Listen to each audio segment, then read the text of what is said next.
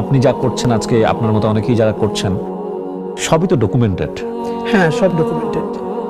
আপনি জানেন হয়তো যে আমি যখন আন্দোলনে, তখন আমি প্রথম জানি আমার ওয়াইফ কনসিভ করেছে এবং আমার বেশ কিছু কমপ্লেক্সিটি ছিল।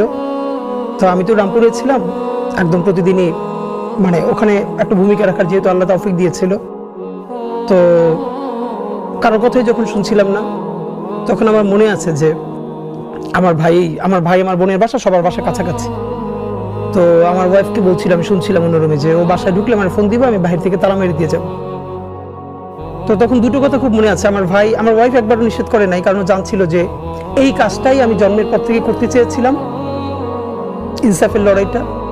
তো আমাকে এখন থামালে আসলে পারবে না, এটাও জানতো, আমার পরিবারও জানতো। কিন্তু তাদের তো আসলে ভাই, বিশেষ করে আমার যখন এখন দুনিয়া একটা বাচ্চা আসবে, তখন আমার ভাই একবার আমাকে বলছিল যে এই বাচ্চাটার কথা তো চিন্তা করা দরকার তোর।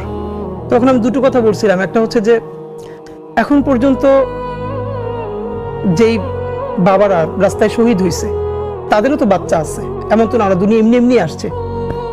তাদেরকে যেরকম আল্লাহ দেখবে, ওরও আল্লাহই দেখবে। আর একবার তখন আমি শুনতে পাচ্ছিলাম যে আমার ওয়াইফকে বলতেছিল যে ও বাসায় ঢুকলে বলবা যে আমি বাইরে থেকে লক করে যাব। তখন আমার মনে আছে, আমি যখন বুঝতে পারছিলাম যে এরকমটা করতে পারে, তা আমার বাসার ছাদে পাশ থেকে অন্য পাশ থেকে বের হওয়া যায়। তাই আমি বলছিলাম যে যদি সত্যি এইটা করো, যদি আমি 7 তালা দিয়ে লাফ দিয়ে পড়ি, তখন তোমরা কি করবো, আমার বাঁচাইতে পারবা? তো আমার মা খুব মনে আছে যে আমি এমনিতে ভাই, আমি তো সবার ছোট, আর এমনিতে ছোটবেলা থেকে আমি ভীষণ মানে একদম মায়ের সাথে থাকা আর কি। এখন আমি মানে বাড়ি গেলে মার কাছেই ঘুমাই। তো মা তো কান্নাকাটি করছিলই।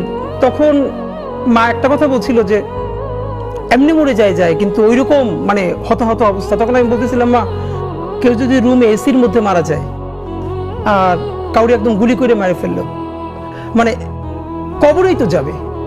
আর ব্যাপারটা তো এমন না যে এসির মধ্যে মারা গেল তার মৃত্যু কষ্ট কম, বরং জীবনে তো পাপ আমাদের সবারই আছে। হয়তো আমার প্রচন্ড পাপ থাকা সত্ত্বেও আমি একটা ইনসাফের পক্ষে দাঁড়ানোর কারণে আমার এই মৃত্যুর মধ্য দিয়ে আল্লাহ তোমার মাফ করে দিতে পারে, এটুকু তো ন্যূনতম প্রত্যাশা আমাদের থাকা দরকার।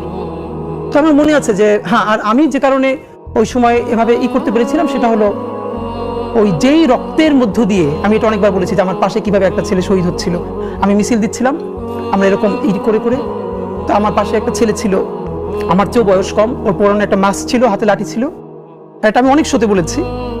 তো হঠাৎ করে দেখি ও আমার মনে হয় একটু দূরে ছিল, লুটিয়ে পড়েছে।